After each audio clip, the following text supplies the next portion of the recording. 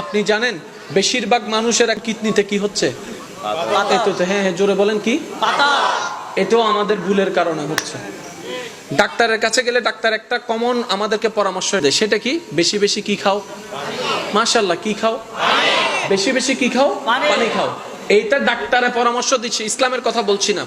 ডাক্তারের পরামর্শ দিচ্ছে বেশি বেশি পানি খাও, সেটা তোমার হেলথের জন্য ভেরি গুড, খুব ভালো হবে, এটা তোমার হেলথের জন্য খুব কার্যকরী। এবার সত্যি করে বলেন, আমরা কি খাই পানি? আমরা খাই না। ডাক্তার বলছে বসে প্রস্রাব করো, যতক্ষণ প্রস্রাব শেষ না হবে ততক্ষণ তুমি দাঁড়িয়েও না, ক্লিয়ার করো। ইসলামও একই পরামর্শ দিয়েছে 1450 বছর আগে। সুবহানাল্লাহ। কিডনিতে পাথর হওয়ার যতগুলা কারণ শনাক্ত করা হয়েছে আমার যুবক ভাইয়েরা, বিজ্ঞান বলে, আমার কথা নয়, কিডনিতে পাথর হওয়ার জন্য যতগুলা কারণ শনাক্ত করা হয়েছে তার মধ্যে একটি উল্লেখযোগ্য কারণ পাওয়া গিয়েছে, এটা হচ্ছে যে দাঁড়িয়ে প্রস্রাব করা। কিভাবে? দাঁড়িয়ে প্রস্রাব করলে কখনো ক্লিয়ার হয় না, প্রস্রাব পরিপূর্ণভাবে ক্লিয়ার হয় না। হাই কমেটে প্রস্রাব করলে অনেক সময় পরিপূর্ণভাবে ক্লিয়ার হয় না। ওই ক্লিয়ার না হতে না হতে না হতে না হতে না হতে এক সময় গিয়ে আমাদের কিডনিতে আস্তে আস্তে পাথরের জন্ম নেই, যেটা আমাদের জন্য কাল হয়ে দাঁড়ায়। তাহলে আপনি একটু ঠান্ডা মাথায় খেয়াল করেন, আপনার প্রস্রাব কিভাবে করা দরকার ইসলামের মধ্যে দেওয়া আছে, কিভাবে বসা দরকার ইসলামের মধ্যে দেওয়া আছে, কিভাবে ঘুমানো দরকার ইসলামে দেওয়া আছে, কিভাবে খাওয়া শুরু করলে আপনার জন্য ভালো ইসলামে দেওয়া আছে, কতটুক খেলে ভালো সেটাও দেওয়া আছে। আর একটু জোরে। আগের যুগের মানুষ সুস্থ বেশি না এই যুগের মানুষ? আপনারা যেটা বলবেন আমি সেটাই নিয়ে আগাবো। এই যুগের মানুষ বেশি সুস্থ না আগের যুগের? এখন আপনাকে যদি কারণ জিজ্ঞেস করা হয়, আপনি আমি যে জিনিসটা প্রধান কারণ হিসেবে বলবো সেটা হচ্ছে, ওরা তো ফরমালিনের নাম শুনেনি, আমরা তো ফরমালিন খাইতেছি অলরেডি। আমি মাঝে মধ্যে ভাবি, এই খাওয়ার মধ্যে যতগুলা বিষ আমাদের খাওয়ার মাধ্যমে ঢুকতেছে, এই দেহটা আল্লাহ বানাইছে বলে মনে হয় এতদিন ঠিক আছে, যে নইলে তো নইলে জোরে বলেন না, নইলে আল্লাহর দেওয়া বানানো বলে এখনো পর্যন্ত দেহটা ঠিকই আছে। কথা বলেন ঠিক কিনা? এবার ইমানদার ভাইয়েরা একটু খেয়াল করবেন, তাহলে ইসলামের প্রত্যেকটা আদেশ নিষেধ আমাদের জন্য কল্যাণ আছে না নাই? আছে। প্রস্রাবের নিয়ম আছে, আছে। পানি খাওয়ার নিয়ম আছে, ঘুমানোর নিয়ম আছে, বিবাহের নিয়ম আছে, ব্যবসার নিয়ম আছে, চাকরির নিয়ম আছে, সংসারের নিয়ম আছে, স্বামী কিভাবে স্বামীর দায়িত্ব পালন করতে হবে সেটাও দেওয়া আছে, স্ত্রীর দায়িত্ব কি সেটাও জানাই দেওয়া আছে। সুবহানাল্লাহ। আপনি আমি যদি আমরা নিজেদের জীবন নিয়ে গবেষণা করি, এত দুঃখ কেন, এত কষ্ট কেন? মন উত্তর দিবে, দোষটা তোর, দোষটা তোর, ভুলটা তোর। এই এত কিছু জিনিসগুলাকে আল্লাহ তাআলা আমাদেরকে শেখানোর জন্য একটা জিনিস দিয়েছেন, সেটার নাম হচ্ছে আল কোরআন।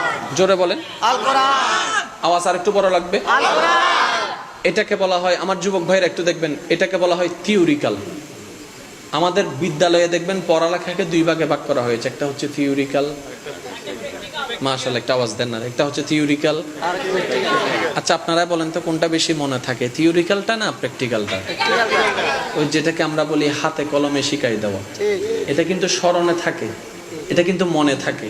আপনাদের এলাকায় অনেক ইঞ্জিনিয়ার দেখবেন মোবাইল দেখলেই বলে ফেলতে পারে কি ঝামেলা, গাড়ির আওয়াজ শুনলে বুঝতে পারে যে গাড়ির ঝামেলাটা কোথায় আছে, কিন্তু তাকে যদি একটা সিগনেচার করতে বলেন, অথচ একই সাবজেক্ট নিয়ে অনেকে লন্ডন থেকে পড়ালেখা করে আসতেছে।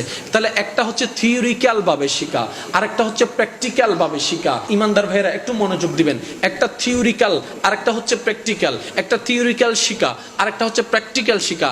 আমাদের মানব জীবন যদি গবেষণা করি, আমাদের থিওরিক্যালের চাইতে প্র্যাকটিক্যালটা একটু মনে থাকে বেশি, থিওরিক্যালের চাইতে প্র্যাকটিক্যালটা বুঝতে সহজ হয় বেশি। এবার কোরআনটা আল্লাহ দিলেন কাদের জন্য? আমাদের জন্য। লাভটা কি? আমাদের জীবনটা যেন সুন্দর হয়। কোন জীবন? ফিদ দুনিয়া ওয়াল আখিরা।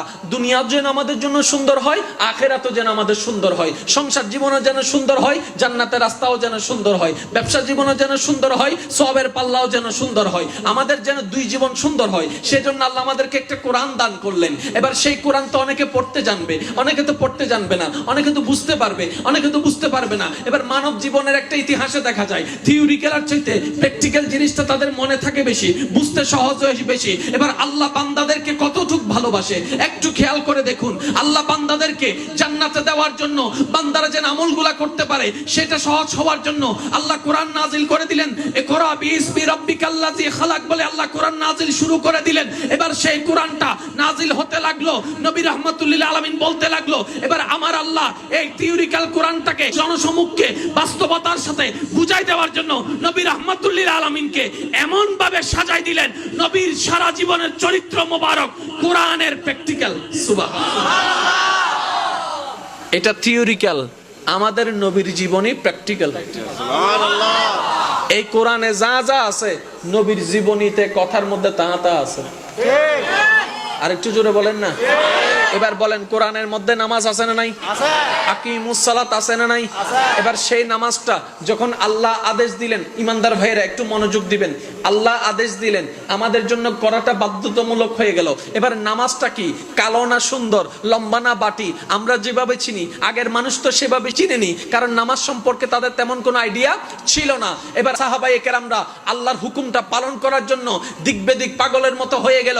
এবার পাগলের মতো হয়ে রব্বে করিমের দরবার আলোচনা, ইয়া রাব্বাল আলামিন তুমি যেহেতু আদেশ দিয়েছো আকিমুস সালাত, আদা তো করতে হবে, হাউ ক্যান ডু, আল্লাহ আমি কিভাবে করব, আমি কিভাবে আদায় করব? রব্বে করিম বলে আমার নবী রাহমাতুল লিল আলামিনের দরবারে চলে যা, আমার নবী মুস্তাফার দরবারে চলে যা। সাহাবায়ে কেরাম মুস্তাফা রাহমাতুল লিল আলামিনের দরবারে চলে গেল। এবার নবী বলে, ও আমার সাহাবারা, আমি যেভাবে করি তোমরা সেভাবে করো, নামাজ হয়ে যাবে। সুবহানাল্লাহ। সাল্লু কামা রাআইতুমুনি উসাল্লি, আমি যেভাবে করি সেভাবে করো, তোমাদের নামাজ আদায় হয়ে যাবে। সুবহানাল্লাহ। তাহলে এটা হচ্ছে আমার ভাইরা বলেন এটা কি? থিওরিক্যাল। এটা কি? জোরে বলেন এটা কি? থিওরিক্যাল। আমাদের নবীর চরিত্র জীবন প্র্যাকটিক্যাল। সুবহানাল্লাহ। সেই নবীকে আল্লাহ বানালেন সবার আগে। মাশাআল্লাহ। ওই নবীকে আল্লাহ বানালেন সবার আগে, পাঠালেন সবার পরে। পরেই যদি ফাটানোর হয় আগে বানানোর দরকার কি? বানালেন সবার আগে, পাঠালেন সবার পরে। এই মাঝখানে প্রায় কমপক্ষে ধরেন 1,24,000 নবী, মতান্তরে 2,24,000, মতান্তরে 3,24,000। তো নবীটাকে যদি সবার শেষেই পাঠানোর হয় কেন বানালেন আগে? মনে রাখবেন, আমাদের রবের প্রত্যেকটি কাজে আদেশ নিষেধে কোনো না কোনো হিকমত আছে, কারণ আছে। কাউকে সন্তান দান করে ধনী বানিয়েছেন, এটারও কারণ আছে। আবার কাউকে 7-8 বছর 12 বছর হওয়ার পরও সন্তান হয়নি, এটারও কারণ আছে। কিন্তু ওই কারণ বুঝার মতো ক্যাপাসিটি জ্ঞান আমাদের কাছে, যার কারণে আমরা বেশিরভাগ সময় না বুঝে আল্লাহকে আবার ভুল বুঝে ফেলি। আল্লাহ আমাদের সবাইকে বুঝার তৌফিক দান করুক।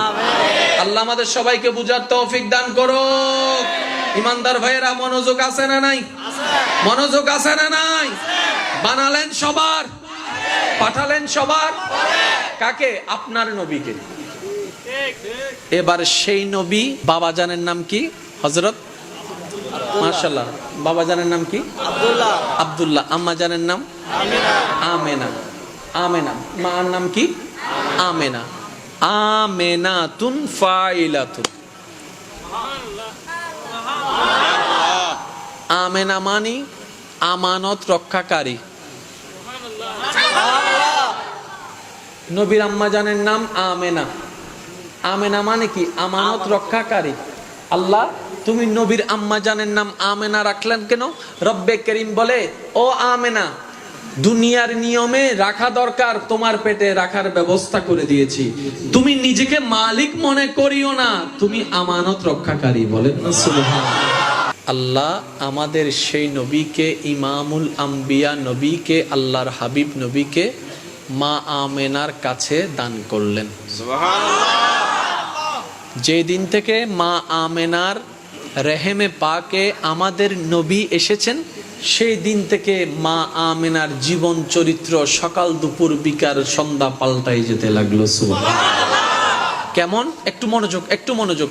আম্মাজান মা আমেনা যেদিকে হেঁটে যেতেন সেদিকে সুবাসে সুবাসিত হয়ে যেত, আতরে খুশবু হয়ে যেত, মেশক আম্বরের খুশবু হয়ে যেত। সুবহানাল্লাহ, সুবহানাল্লাহ।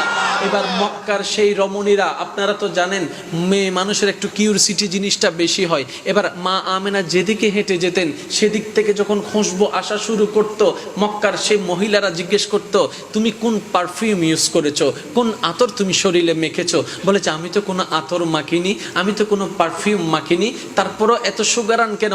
বলে যে আমার তো জানা নাই। কেন, কোন জায়গার থেকে তোমরা সুগান পাচ্ছ? মা আমেনা যেদিকে যেত সেদিকে লাইন লেগে যেত শুধু খুশবু নেওয়ার জন্য, খুশবু নেওয়ার জন্য।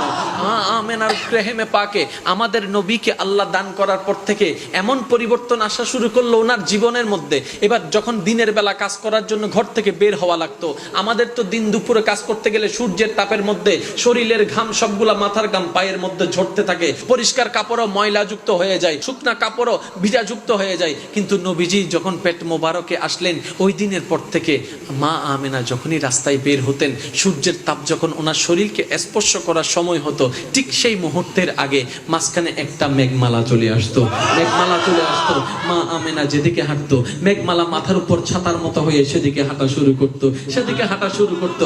যেদিকেই যাই সেদিকেই মেঘমালা, ডাইনে গেলে ডাইনে, বামে গেলে বামে, ডাইনে গেলে ডাইনে, বামে গেলে বামে। এবার সবাই অবাক হয়ে আছে, আরে রোদ থেকে বাঁচার জন্য আমরা তো ছাতা ইউজ করি, ও আমেনা তোমার মাথার উপর এটা কি? বলে যে আমি তো কিছু জানি না, তোমরা কি বুঝছো? আমরাই তো কিছু বুঝছি না। বলে যে তুমি যেদিকে যাও সূর্যের তাপে যেন তোমার শরীরকে কষ্ট না দেয় সেজন্য ছাতা হয়ে মেঘমালা আকাশের মধ্যে চলতে থাকছে। বলে আগের যুগের মানুষরা পানি তুলতো কূপ থেকে, কূপ থেকে, এই কূপ থেকে পানি তোলার নিয়মটা ছিল রশি দিয়ে, রশি দিয়ে টেনে টেনে। আমাদের দাদিরা নানিরা এরকম অনেকেই করেছেন, কূপ থেকে পানি টেনে টেনে তুলতেন। কিন্তু নবীজি, আমাদের নবীজি যেদিন মা আমেনার রেহেমে পাকে এসেছেন সেদিনের পর থেকে আম্মা জান মা আমেনাকে আর হাত দিয়ে রশি দিয়ে টেনে পানি তোলা লাগে নাই। কেন লাগে নাই? উনি যখনই কূপের কাছে যেতেন অটোমেটিক কূপের পানিগুলা সহজ হওয়ার জন্য ওনার হাতে চলে আসতেন, উপরের দিকে চলে আসতেন।